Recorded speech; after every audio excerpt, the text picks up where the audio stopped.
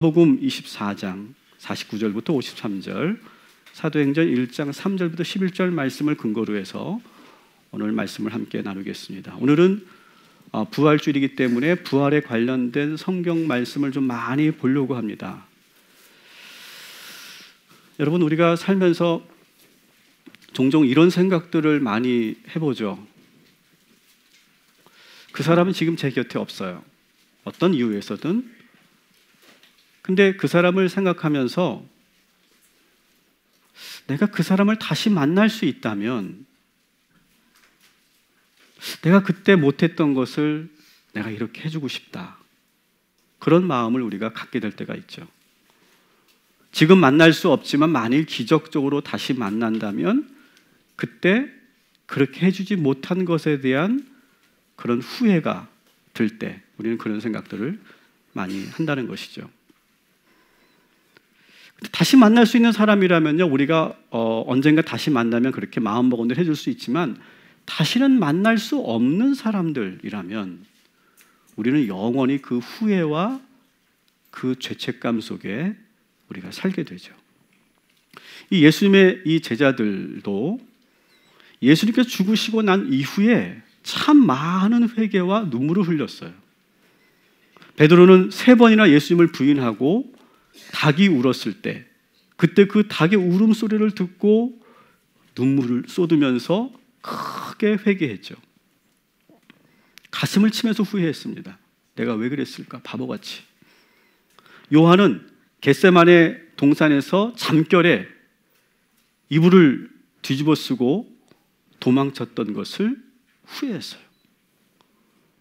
요한의 입장에서는 그때 자기의 그 몰골, 자기의 그 모습이 너무너무 부끄러웠을 거예요. 야고보도 어땠을까요? 야고보도 선생님에게, 선생님, 제가 항상 오른편에서 예수님을 지켜드리겠습니다, 그렇게 호언장담하던 그런 제자였는데 정작 잡히셨을 때는 가장 먼저 주랭랑을 쳤던 것이 야고보였어요. 다른 제자들도 마찬가지예요. 예수님의 장례식을 치르면서 모두가 울고 또 울어요. 가장 이 제자들에게 뼈아픈 그런 순간이라면 예수님이 쓰러졌을 때, 그때 자기 중에 누구라도 한 사람이 달려가서 예수님의 그 십자가를 받아들었어야 되는데 누구도 받아들지 못하고 숨어 있었던 때, 그때 전혀 상관없는 구레뇨 시몬이라는 사람이 그 십자가를 대신 지게 했을 때, 그때가 생각하면 두고두고 후회가 돼요. 여러분, 우리가 장례식을 우리가 치를 때 왜 이렇게 눈물이 날까요? 다시는 만나지 못하는 것에 대한 슬픔도 있지만 사실은 우리가 정말 정작 눈물을 흘리는 것은 고인에게 잘못했던 것이 너무나 생각나기 때문에 그래요. 더 잘했어야 되는데, 잘하지 못한 것 때문에 죄송하고 후회가 돼서 하염없이 눈물을 흘리죠. 더 잘해드렸어야 되는데, 그때 내가 더 사랑해줬어야 되는데, 사랑한다고 내가 자주 말해줬어야 되는데, 여행 한번 같이 가지도 못하고 그 좋아하는 음식도 내가 손수 만들어주지 못하고 이렇게 떠나버려다니, 그런 마음으로 우리가 막 우는 거예요. 저는 돌아가신 할머님을 생각하면 자주 찾아뵙지 못했던 것이 참 후회가 돼요. 치매에 걸리셔서 조금은 이렇게 외롭게 계셨는데 그때는 뭐가 그렇게 바빴고 뭐가 그렇게 그 중요한 게 많았는지 자주 찾아뵙지 못했던 거, 그리고 이게 안아드리지 못했던 거, 그때는 그게 왜 이렇게 어색하고 싫었는지. 다시 우리 할머니를 만날 수 있다면 나는 꼭 그렇게 해보고 싶다라는 생각이 간절해요. 지금 이 제자들도 그런 마음으로 예수님을 그리워하고 있었어요. 그런데 이 제자들에게 기회가 찾아왔죠. 그렇게 후회하고 회개하며 눈물을 흘렸는데 예수님이 다시 부활하셔서 자신들에게 나타나신 거예요. 그런데 그들의 반응이 의외였어요. 예수님이 다시 오시면 난 정말 잘할 거야. 난 정말 충성을 다할 거고 난 절대로 예수님을 떠나지 않을 거야. 도망치지 않을 거야. 지켜드릴 거야. 그렇게 호언장담하고 그렇게 눈물을 흘리며 가슴을 치면서 그렇게 울고 불었던 이 제자들이 정작 부활하신 예수님의 소식을 듣고는 믿지를 않아요. 그래서 직접 나타나셨는데도 그들은 같이 지금 예수님과 식사를 하는 그 자리에서도 여전히 믿지 못하고 두려워만 하고 있어요. 듣고도 믿지 못하고 보고도 의심하는 제자들을 바라보시면서 안타꾸셨던 예수님이 이렇게 말씀하시죠. 마태복음 16장, 누가복음 24장에 예수님의 그 안타까움이 드러나 있어요. 같이 한번 읽어볼게요. 시작. 그 후에 11 제자가 음식 먹을 때 예수께서 그들에게 나타나사 그들의 믿음 없는 것과 마음이 완악한 것을 꾸짖으시니 이는 자기가 살아나는 것을 본 자들의 말을 믿지 아니함일러라. 그들이 놀라고 무서워하여 그 보는 것을 영으로 생각하는지라. 예수께서 이르시되 어찌하여 두려워하며 어찌하여 마음에 의심이 일어나느냐. 아멘. 따라합시다. 부활을 보았다고 믿는 것은 아닙니다. 여러분 이상하죠? 부활하신 예수님을 보았는데 부활하신 예수님이 예수님의 소식을 들었는데 이 제자들이 곧바로 믿지 못해요. 예수님의 부활과 그들의 그 믿음은 갭이 있어요. 지금 곧바로 믿은 게 아니에요. 제자들이 그때 막 예수님이 다시 오신다면 내가 이렇게 할 거야 라고 말은 했지만 곧바로 그들의 삶이 달라지지 않아요.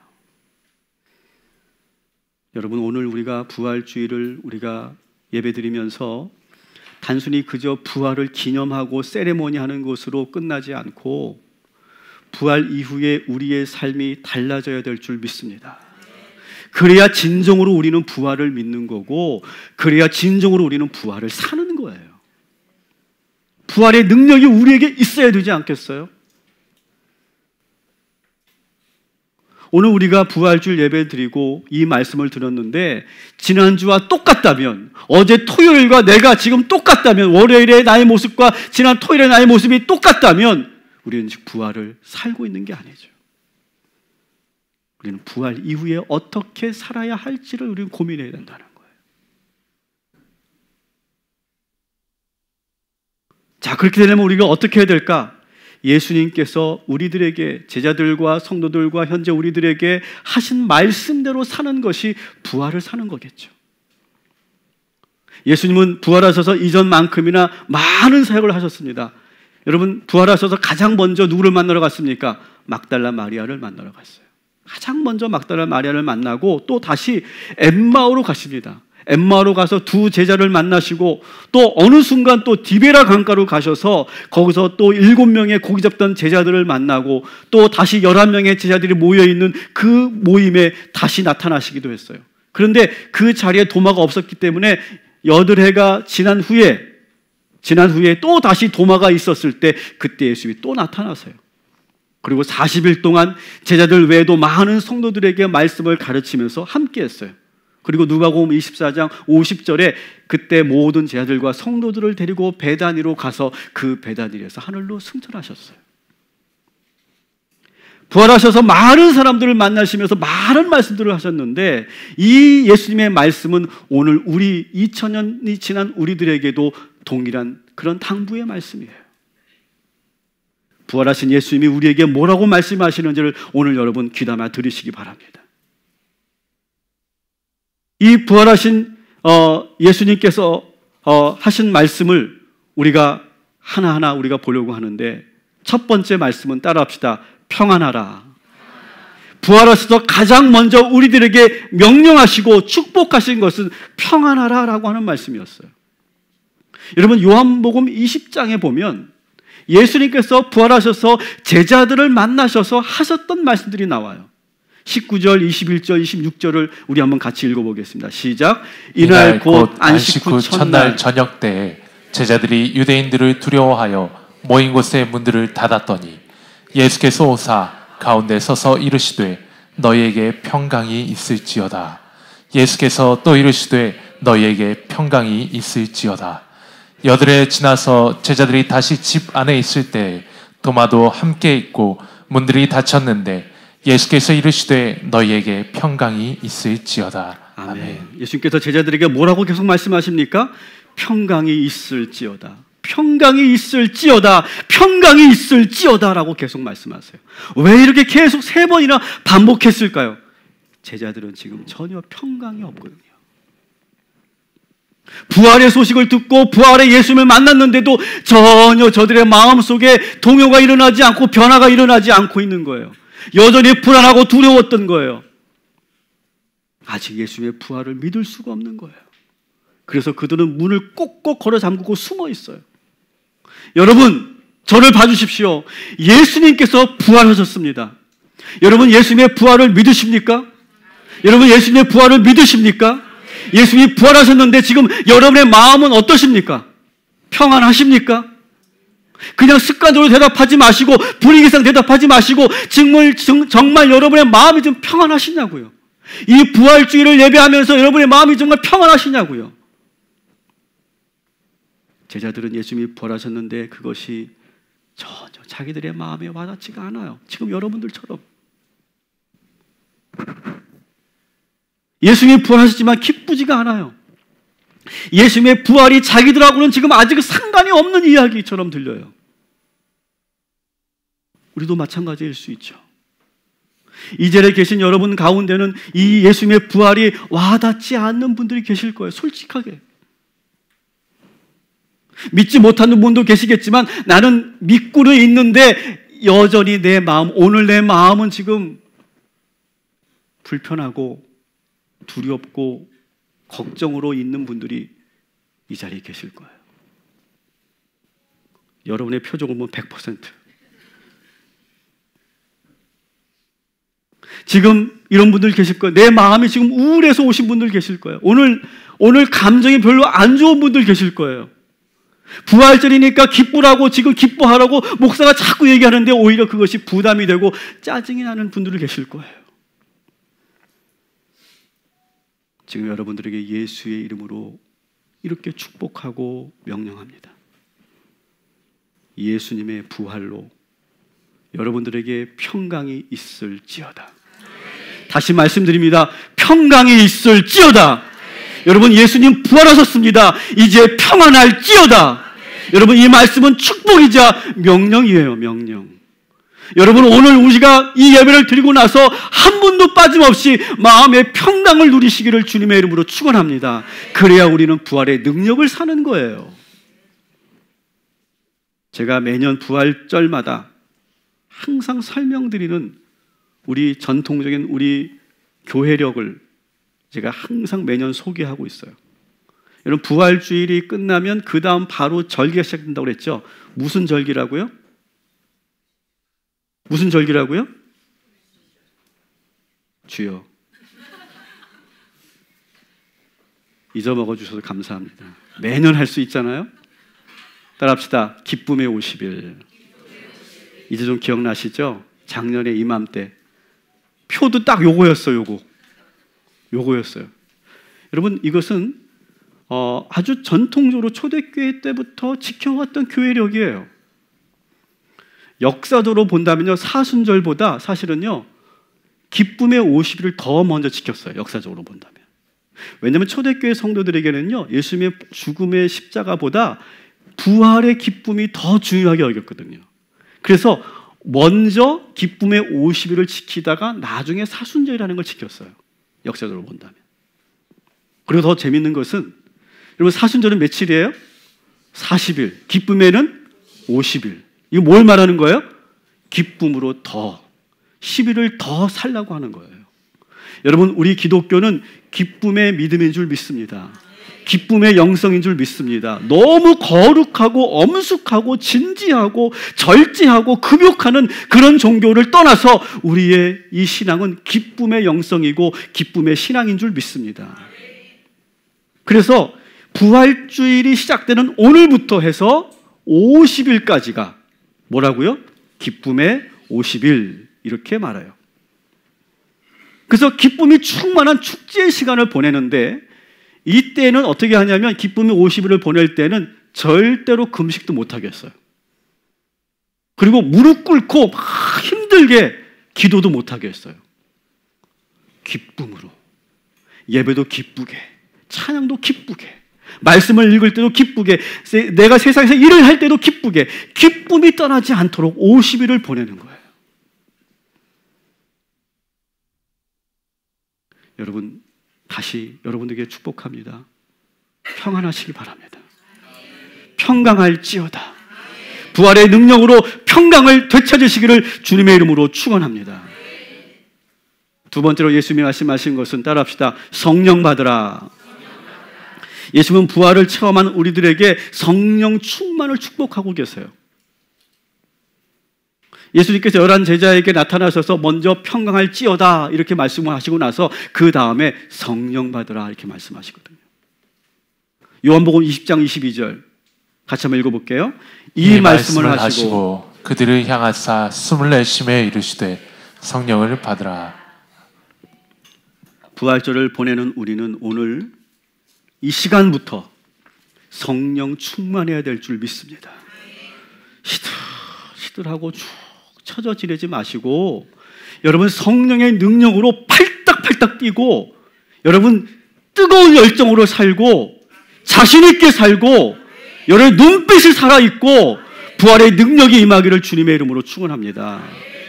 그렇다면 어떻게 해야 성령 받느냐? 그것도 아주 친절하게 말씀하세요.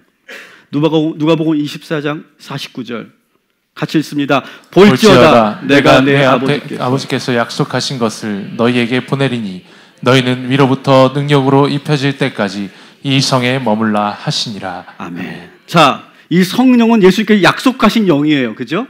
약속하신 영인데 이것이 위로부터 아래까지 임할 때까지, 그게 뭐예요? 성령이죠. 그 성령이 임할 때까지 어디에 머물라고요? 이 성에 머물라. 이 성은 어디예요? 예루살렘. 예루살렘을 떠나지 말고 이 성에 머물라는 거예요. 그래서 사도행전 1장 4절 5절에 동일한 말씀을 하고 계십니다. 시작. 예루살렘을 떠나지 말고 내게서 들은 바 아버지께서 약속하신 것을 기다리라. 너희는 몇 날이 못되어 성령으로 세례를 받으리라 하셨느니라. 아멘. 아멘. 사랑하는 성도 여러분, 먼저 예수님의 약속을 잊지 마시기 바랍니다. 성령께서 부활 이후에 성령께서 우리 모두에게 함께하여 주실 줄 믿습니다. 부활절을 보내는 우리 모두에게 성령이 임할 줄 믿습니다. 따라합시다. 성령이시여 우리에게 임하소서. 성령 충만케 하소서. 성령의 능력으로 기름 부어주소서. 우리가 기쁨의 50일을 살아가는 동안에 계속 성령을 부르고 성령의 충만함을 간구하시길 바랍니다. 그러면서 예루살렘을 떠나지 않는 거예요. 이 예루살렘을 떠나지 말라는 말은 두 가지 의미가 있죠. 흩어지지 말라는 거예요. 우리가 오늘 같이 모여서 예배하는 것처럼 우리가 한 마음으로 예배할 때 주의 능력이 임할 줄 믿습니다. 하나님의 성전을 떠나지 말라는 거예요. 그래서 성령님은요, 공동체의 영이에요. 공동체의 영. 함께 할 때 임하시는 영이에요. 우리가 함께 모여서 한 마음으로 진심으로 하나님께 예배할 때 성령이 임하는 줄 믿습니다. 지금 이 자리에 성령이 임한 줄 믿습니다. 성령 충만함이 나타날 줄 믿습니다. 교회 안에서 흩어지지 않고 하나가 되어 예배드리는 기쁨의 50일 되길 바랍니다. 세 번째로 예수께서 당부하신 것은 이 땅끝까지 모든 일의 증인이 되라. 이렇게 말하고 계세요. 우리가 잘 알고 있는 사도행전 1장 8절 말씀 우리 한번 같이 우리가 읽겠습니다. 시작. 오직 성령이 너희에게 임하시면 너희가 권능을 받고 예루살렘과 온 유대와 사마리아와 땅끝까지 이르러 내 증인이 되리라 하시니라. 아멘. 그냥 은혜 받고 성령 받고 그것으로 끝나는 것이 아니라 증인이 되라 이렇게 말해요. 그래서 마태복음 28장 19절에서 20절에는 구체적으로 증인이 되는 것이 무엇인가를 소개하고 있어요. 같이 읽습니다. 그러므로 시작. 그러므로 너희는 가서 모든 민족을 제자로 삼아 아버지와 아들과 성령의 이름으로 세례를 베풀고 내가 너희에게 분부한 모든 것을 가르쳐 지키게 하라. 아멘. 여러분, 성령의 권능을 받은 우리는 그냥 뜨거운 상태로 머물러 있는 것이 아니라 증인의 삶을 살아야 된다는 거예요. 증인이 된다는 것은 오늘 주신 말씀은 제자를 삼고 예수님을 영접하게 해서 세례를 받게 하고 그리고 복음을 전파하여 그들이 복음대로 살도록 이끌어가는 것. 이것이 증인의 삶이에요. 자, 예수님께서 세 가지 말씀하셨다고 그랬죠? 따라합시다. 기쁘고 평안하라. 성령 받으라. 증인이 되라. 여러분, 이것이 부활 이후에 우리가 살아가야 될 삶의 모습인 줄 믿습니다. 여러분, 이렇게 안 되면 오늘 이 예배는 의미가 없어요. 그냥 기념식이에요, 기념식. 이렇게 돼야 우리가 진짜 부활을 사는 것이고 부활의 믿음을 갖는 거예요. 다시 선포합니다. 여러분, 기쁘고 평안하십시오. 성령 받으십시오. 증인의 삶을 사십시오. 두려워 떨고 의심하던 이 제자들은 예수님의 말씀을 듣고 그대로 행합니다. 누가복음 24장 52절 53절에 이 예수님의 이 세 가지 말씀을 듣고 이 성도들이, 제자들이 어떻게 행하는지가 나와 있어요. 같이 한번 읽겠습니다. 시작. 그들이 그에게 경배하고 큰 기쁨으로 예루살렘에 돌아가 늘 성전에서 하나님을 찬송하니라. 아멘. 성전을 이들은, 지금 예루살렘을 이들은 도망쳐 온 사람들이에요, 지금. 그런데 이 성도들이 다시 어디로 가고 있다고? 예루살렘으로 가고 있어요.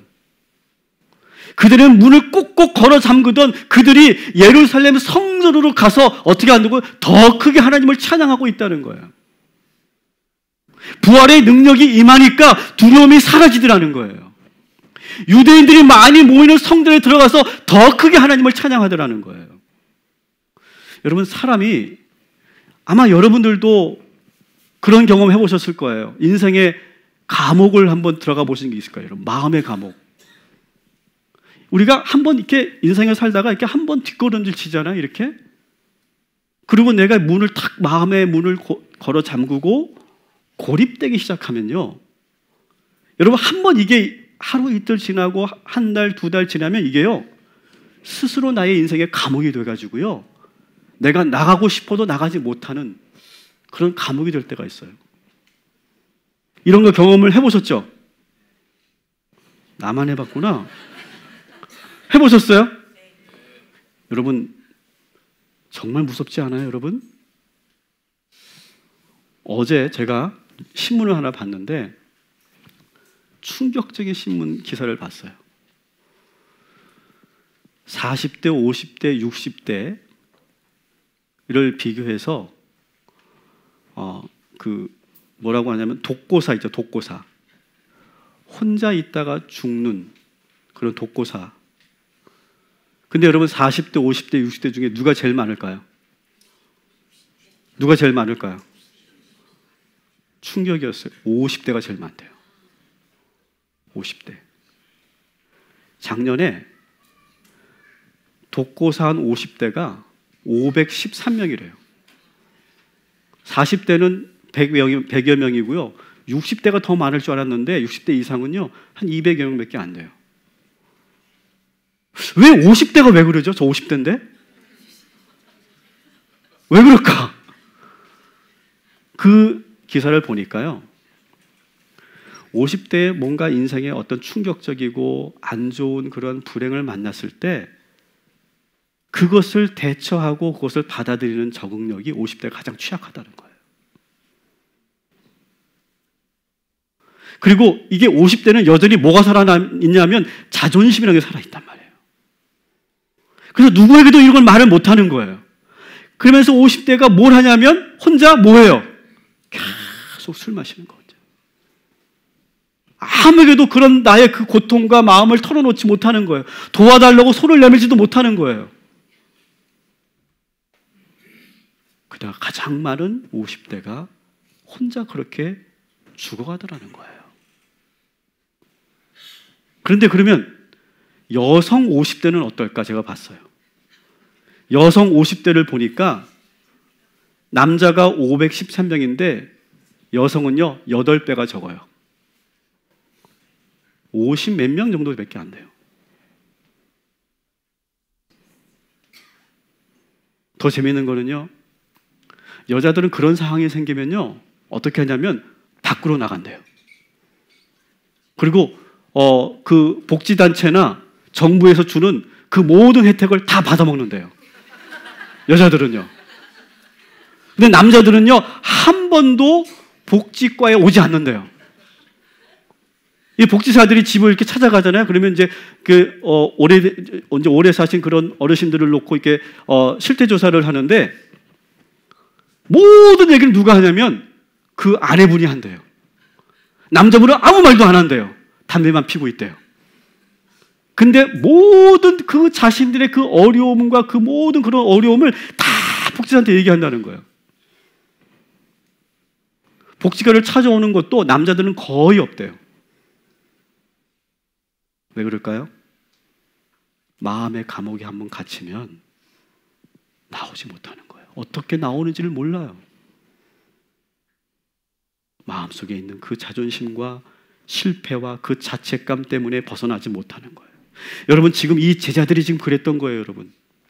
예수님이 돌아가시자마자 자신감을 잃어버리고 두려움과 염려 속에서 문을 걸어 잠그고 지금 예루살렘을 도망쳤던 사람들이에요. 그런데 지금 예수님의 그 부활의 능력이 경험하고 나서 어떻게 됩니까? 예루살렘으로 들어가는 거예요. 그리고 성전에 들어가서 더 강하게, 더 크게 하나님을 찬양하더라는 거예요. 여러분, 우리가 이 부활절을 보내면서 우리가 수세에 몰렸던 여러분의 인생이 다시 역습이 시작되고 다시 전열을 가다듬어서 여러분의 인생의 주도권을 찾으시기를 주님의 이름으로 축원합니다. 여러분, 자꾸 숨지 마세요. 고립시키지 마세요. 여러분 스스로를 가두지 마세요. 오늘 이 시간 부활의 능력이 임할 줄 믿습니다. 여러분, 그 힘이 어디서 나온다고요? 예수 부활의 능력에서 나오는 거예요. 그리고 이 예배와 기도를 통해서 나오는 것인 줄 믿습니다.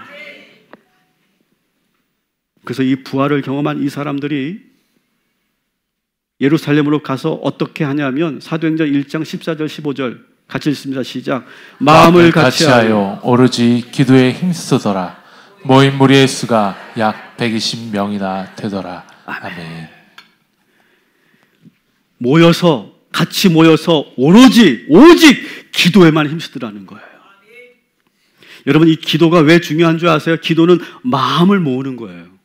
오늘 우리가 이제 이 말씀을 마치고 합심으로 기도할 건데요. 여러분, 합심으로 기도할 때 우리의 마음이 하나로 모아질 줄 믿습니다. 여러분, 우리 개인적으로도 우리의 마음이 막 분산되죠. 막 이렇게 해야 될지 저렇게 해야 될지 모르겠고 갈팡질팡하고 막 정신없고 산만할 때 기도해 보십시오. 우리의 마음이 하나로 탁 모아져요. 그리고 힘이 생겨요. 결단력이 생겨요. 행동할 수 있게 돼요. 그게 기도의 능력이에요. 여러분, 그렇게 기도하시기 바랍니다. 이 120명이 똘똘 뭉치니까 사실은 그전에는 오합지졸과 같은 사람들이었는데 기도로 함께 모이니까 그 누구도 함부로 할 수 없는 120명이 되더라는 거예요. 오늘 이 시간 기도에 힘쓰는 기쁨의 50일 되시기를 주님의 이름으로 축원합니다. 그렇게 되고 나서 오순절 성령의 역사가 나타나요. 함께 모여서 기도했더니 사도행전 2장 1절부터 13절에 보시면 어떻게 모이기에 이렇게 함께 모이니까 거기서 성령의 역사가 막 나타나는 거예요. 그래서 성령 충만을 받은 이 성도들과 제자들이 어떻게 변하는가? 2장 14절, 사도행전 2장 14절 같이 읽습니다. 베드로가 열한 사도와 함께 서서 소리를 높여 이르되 유대인들과 예루살렘에 사는 모든 사람들아, 이 일을 너희로 알게 할 것이니 내 말에 귀를 기울이라. 아멘.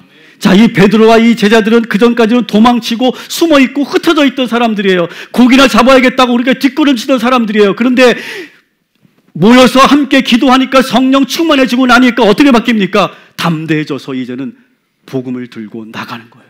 12명의 제자들이 스크럼을 짜고 지금 담대하게 유대인들 앞에서 여러분, 우리의 말을 들어보십시오. 예수께서 부활하셨습니다. 예수의 능력을 여러분 믿으시면 여러분이 구원을 받을 것이라고 담대하게 외치는 거예요.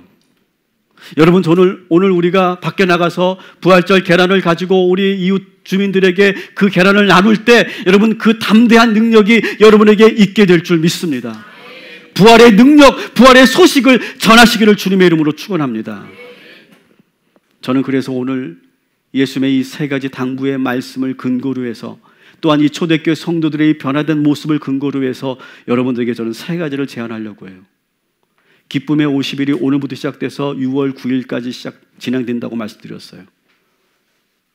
기쁨의 50일을 어떻게 지낼까 이렇게 제가 기도하고 고민하다가 이제는 이렇게 해야 되겠다. 새벽 설교를 기쁨의 50일 새벽 큐티로 시작해야 되겠다. 이렇게 제가 마음을 먹었어요. 원래는 여러분 주보에서 보시는 것처럼 아가서를 내일부터 보기로 우리가 되어 있었는데 계획을 바꾸어서 기쁨의 50일 새벽 큐티로 내용을 바꾸겠습니다. 그래서 기쁨의 말씀, 성경에 보면 기쁨의 말씀이 얼마나 많은지 몰라요. 그 기쁨의 말씀을 매일매일 여러분들에게 새벽 설교 큐티로 준비하겠습니다. 그러면 여러분들은 새벽 예배 나오셔서 듣고 또 여러분 밴드를 통해서 다시 새벽 설교를 들으시면서 기쁨으로 사는 거예요. 기쁨이 떠나지 않게 하는 거예요. 기쁨을 빼앗기지 않도록 여러분 노력해 주시기 바랍니다. 그러면서 저는 여러분에게 또 하나 제안을 드린다면 저도 이제 내일부터 시작할 건데요. 기쁨의 노트를 쓰기 시작할 거예요. 노트를 하나 사세요. 그래서 많이도 쓸 필요 없어요. 그날 새벽에 주신 그 본문 말씀을 쓰는 거예요. 직접 손으로. 매일매일 써봅시다. 기쁨을 계속 빼앗기지 않으려고 여러분이 노력하면 그대로 될 줄 믿습니다. 그리고 여러분들이 기쁨의 노트를 다 쓰시고 여러분 6월 9일 성령 강림절에 가져오시면 그거를 제가 받고 여러분들에게 의미 있는 선물을 제가 준비할게요. 뭘지는 저도 모르겠어요. 근데 아주 의미 있는 선물을 제가 할게요. 우리 함께 해봅시다. 아멘을 안 하시는군요. 두 번째 따라합시다. 모이는 50일. 자, 여러분에게 제안 드립니다. 여러분 현재 여러분의 생활, 예배 생활 잘하고 계시는데요. 조금 더 나아오셨으면 좋겠어요. 주일 예배만 드리시던 분들, 여러분 공예배 한번 시작해 보십시오.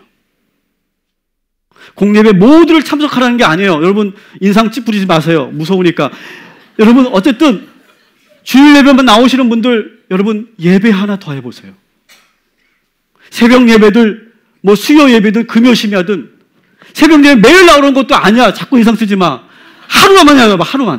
하루만이라도 나와보세요. 그것도 어려우면 여러분 새벽 큐티라도 시작해보세요. 참 재밌는 거는요. 제가 우리 교회만 그런 게 아니고 제가 오랜 교회 목회를 해보니까 이 성도들이 한번 그 예배 생활의 패턴이 한번 딱 고정되면요. 이걸 바꾸기가 참 어려워하더라고요. 그래서 좀 지나면 새벽 예배파, 수요 예배파, 금요 심야파가 다 나눠져요. 그래서 어떤 분들은 금요 심야 나오는 분들은 수요 예배 나오면 큰일 나는 거라고 생각해요. 큰일 나지 않아요, 여러분. 근데 이상하게 그 패턴이 한번 딱 고정되면요. 안 되더라고요. 그런데 여러분 한번 그걸 깨보세요. 스스로 한번 깨보세요. 그 아래서 한번 벗어나 보세요. 우리 교회 성도님들 가운데 그런 노력을 하시는 분들이 있어요. 새벽 예배를 나와요. 그러면 100% 하기 어렵죠. 그 다음에 해보는 거야. 도전해보는 거예요. 근데 제가 가끔 실수해요. 평소에 안 나오시던 분들이 새벽에 나오면 제가 놀래가지고 집사님 무슨 일 있어요? 이렇게 물어보게 돼요. 그러면 그 다음날 그분이 안 나오더라고. 멋쩍으니까. 그래서 아는 척 안 할게. 아는 척 안 할 테니까 여러분의 그 예배의 삶에서 조금만 더 얹어보세요. 조금만. 쓰러지지 않을 만큼, 여러분이 감당할 수 있을 만큼만 해보세요. 그래서 여러분의 그 패턴과 그 루틴을 한번 벗어나 보세요. 그때 성령이 임하게 될 줄 믿습니다. 이게 그런 거예요. 조금만 우리가 변화만 줘도요, 이것이 활력이 되고 새로운 변화의 시작이 될 수 있어요. 제 말을 믿어보세요. 그래서 모이는 50일이 되자. 그리고 세 번째로 따라합시다. 기도하는 50일. 자, 기도하는 50일도 50일 동안 새벽 예배하겠다 그런 말 아니 걱정하지 마세요. 50일 동안 여러분의 라이프 스타일에 맞게 딱 한 날을 정하세요. 1시간도 안 해도 돼. 그냥 5분만 해도 좋아. 근데 정하세요, 일단. 정해서 그 시간만큼은 내가 기도하겠다. 그렇게 마음 먹으시고, 그리고 내가 기도할 기도 제목을 정리하세요. 3가지. 너무 많으면 또 기도가 길어지잖아. 그럼 여러분 힘드니까 3가지만 해. 많이도 할 필요 없어. 3가지 기도하면 이거 5분도 안 돼. 3가지만 기도하세요. 그것도 어려워요? 그것도 어려우면 따라합시다. 예수님. 예수님만 부르세요. 대신 시간을 정해놓고 50일 동안 예수님만 불러도 부활의 능력이, 예수의 부활이 우리에게 임할 줄 믿습니다. 그것도 어려우시면 매일 새벽 큐티에 나오는 그 본문을 읽기만 해도 하세요. 시간 정해서. 그래서 기쁨의 50일, 모이는 50일, 기도하는 50일, 우리가 이렇게 행할 때 놀라운 부활의 능력이 우리에게 그대로 나타나게 될 줄 믿습니다. 제가 왜 증인에 대한 설교를 안 하는 줄 아세요? 이게 돼야 증인이 되는 거예요. 증인이 되라고 아무리 명령하고 여러분 전도하라고 여러분 내보내도 안 나가잖아요, 여러분. 내가 은혜 받고 성령 받으면 저절로 하게 될 줄 믿습니다. 먼저 우리가 그게 돼야 돼요. 성령 충만하시고 평안하시고 기쁨이 넘치시기를 주님의 이름으로 축원합니다.